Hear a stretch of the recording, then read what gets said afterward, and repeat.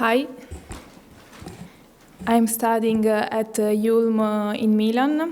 I'm studying in a PhD program in visual and media studies, and now I would like to show one part of my research titled "After Auschwitz: Representing the Extermination or Not."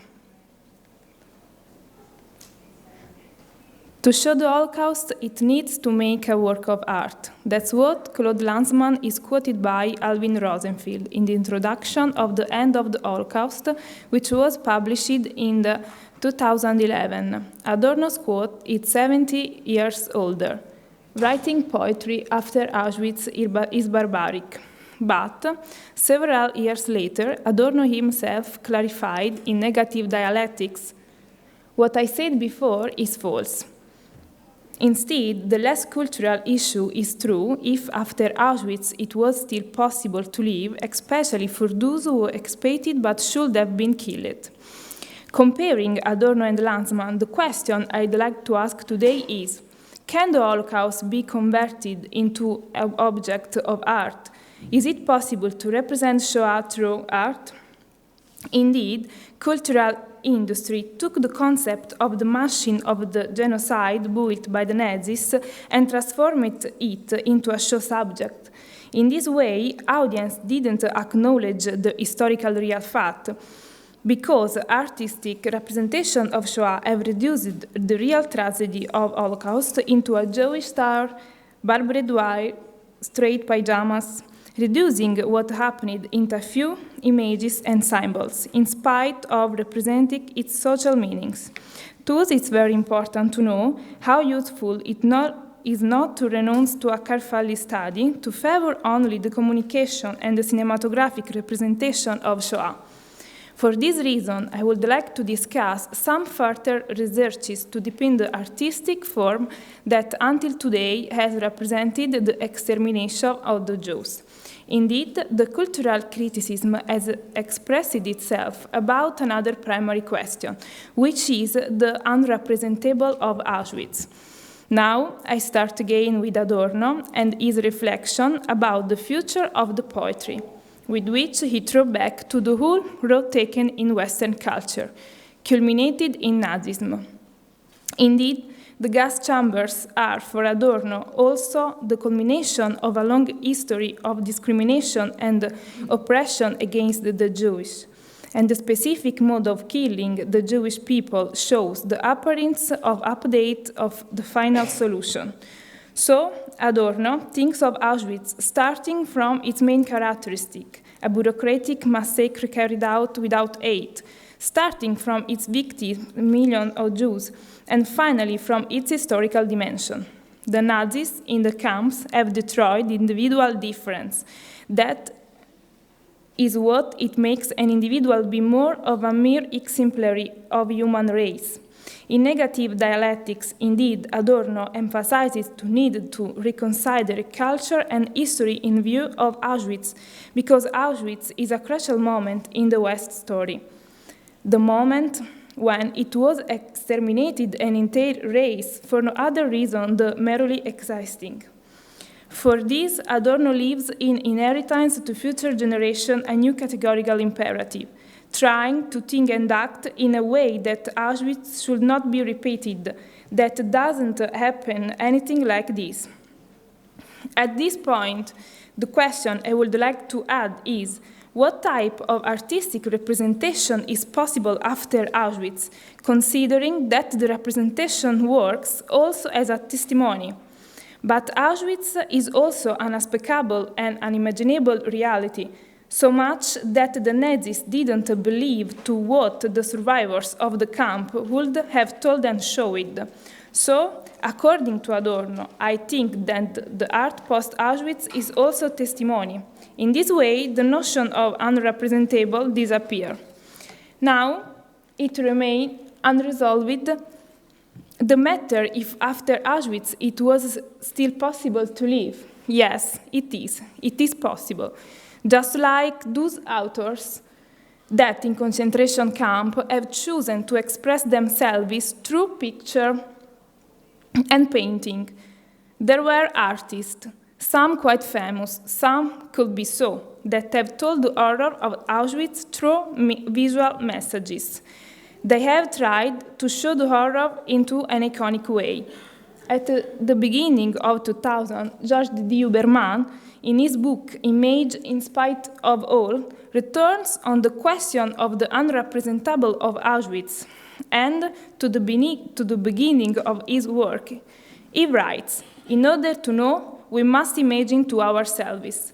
We must attempt to imagine the hell that Auschwitz was in the summer of 1944. After Adorno, also D.D. Huberman has a categorical imperative. Look at the photographs stolen by some members of Sonderkommando. Indeed, in 1944, in a summer day, some member of Sonderkommando felt the necessity to take pictures during the infernal work to witness the horror. To take pictures, Sonderkommando members broke the roof of Krima 5 of Auschwitz. Then the SS sent them to repair, and finally they took the photos. A Greek Jew called Alex, but whose real name is unknown, took the photos, risking his own life, in which we still today the work of the other member of Sonderkommando. They, in this photo, palled, dragged, and threw away the dead bodies. Today, is it possible to look at this picture in the permanent exhibition in a memorial and museum of Auschwitz-Birkenau in Oswiecim? It is clear that the photographic images are linked to what it portrays, and in this case, these images are linked to Auschwitz, but it is also clear that those pictures done by Alex and the other members have a specific artistic value. So, in this way, I can affirm that Auschwitz is a representable reality, scary but representable.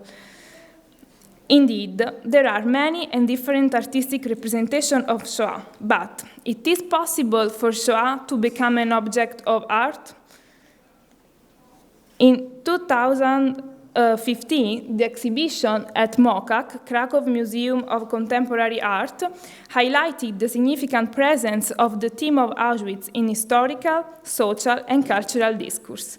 This exhibition, titled Poland, Israel, Germany, The Experience of Auschwitz, curated by Delfina Jalowik and Gargen Krom-Kotter, showed how the artists have interpreted the events of the past. This work by Sigalit Landau presented 12 pairs of bronze shoes, because monuments used to be made of bronze. The artists added to the caption. However, the shoelaces are made of cord, like the ordinary laces that tie shoes, to remind visitors of the fact that they were worn by human beings, real people made of flesh and blood. The caption is a quotation, probably by Aristotle, although no source has been found. In the same hall, there was a big screen showing a video realized by Miroslav Balka. In this frame, we can see a limousine in slow motion in the street of Auschwitz. However, at a closer look, we notice that it is actually Ratzinger's car, escorted by the Pope's bodyguards. This work demonstrates how the ex-lager is still possible, a place for the exhibition of power, although of a different kind. Now, power is associated with the fear of terrorism. The caption highlights a discrepancy between the written text and image, or rather, it isolates one detail. It is a synecdoche, and it is decontextualized. In the same exhibition, there is a Jane Corman work, Dancing Auschwitz, a performance specific, where the artist and their family dance on the Gloria Gaynor song, I Will Survive. The choreography is very simple, because the artist wanted to focus the attention on the survivor, her father, to one of the most dramatic events in the history. Finally, I would like to show another work by Michel Kika. In this case, it was a comic. Unlike the previous examples, this caption is clearly related to the picture. This artwork was located in the library, and the title was Deuxième génération, ce que n'est pas dit à mon père. Second generation, what I haven't told my father, in which the artist tells the story of his relationship with his father, Henry, who was the only member of the family who had survived Auschwitz. In the scenery of the contemporary art, I believe that the German artist Anselm Kiefer has approached in a new and original way the thematic of Shoah, particularly with the site-specific work, The Seven Heavenly Places, situated in Pirelli Hangar Bicocca, a space exhibition in Milan. The name of the site-specific installation was drawn from the palace described in the ancient Jewish treatise, Sefer Eshalot, the Book of Palace. This book tells the symbolic path of spiritual initiation that anyone who wants to become closer to good must undertake. The seven towers were created by reinforced concrete using the angular construction modulus of shipping containers. The artist has inserted between the various levels of each tower lead books and wedges, which, compressing beneath the weight of the cement, further guarantee the static nature of the structure. More than a mere functional value for Kiefer, the use of this metal has got a symbolic meaning. In fact, the lead is traditionally considered the material of melancholy. The seven heavenly places represent a point of arrival of Kiefer's entire artistic production, synthesizing his principal themes and projecting them into a new, timeless dimension.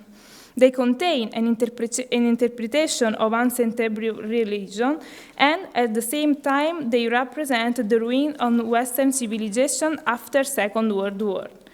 And finally, they project the visitors into a possible future through which the artists invite us to face the present.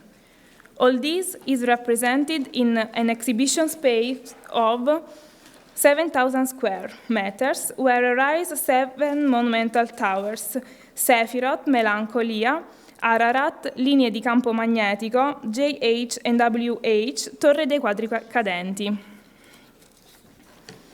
In the same space, there are also a big canvas, this and this. The canvas recalls the elements already processed in the installation, the great architecture of the past, such as the pyramids, which were built by the man to approach to divine. Finally, there are no other usual elements of the artist, as the relationship between man and nature is a reflection about the history and Western philosophy. The two different exhibitions, the first is a temporary exhibition at the Mokak in Krakow, and the second is a permanent site-specific installation by Anselm Kiefer in Pirelli Hangar Bicocca, focus on the thematic of Shoah with the elements of contemporary art. In these experiences ask questions and actively involve the visitors. They don't reassure, they shape them. The exhibition space became space for the memory, but also space of the memory. Although in those places the massacre didn't take place, the effort to represent Shoah is without doubt a good artistic attempt to make us reflect on the past through languages turned on the future. Thank you.